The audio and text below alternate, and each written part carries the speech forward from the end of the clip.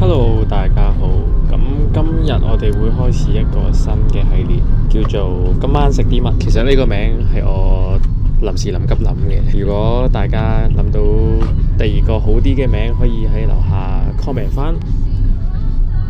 咁因為我係一個夜間嘅的士司機啦，所以我通常都好夜先至食飯嘅，所以我就想喺呢一個系列每一集都介紹一間唔同嘅餐廳，等大家知道其實夜晚唔係淨係得麥當勞，原來仲有好多其他嘢可以食嘅。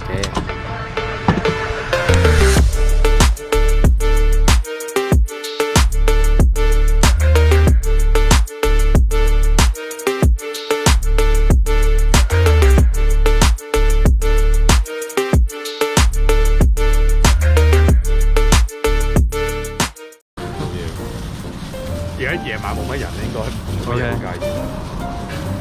俾個 cam 食咗啖先。OK， 食完。哇，好香！佢啱啱炸好，超級熱。咁中意啊！勁多汁啊！我想講。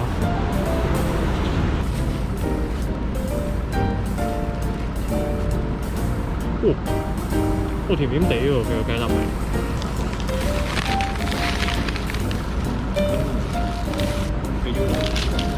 哦，有心。哇，勁多汁啊！喺我哋食緊嘢嘅期間，有位巴士司機見到我哋，然後同我哋吹咗幾句。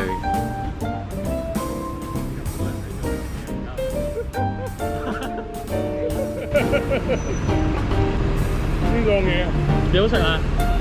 幾個人？拜拜。辦公會出我都覺得唔意外咯。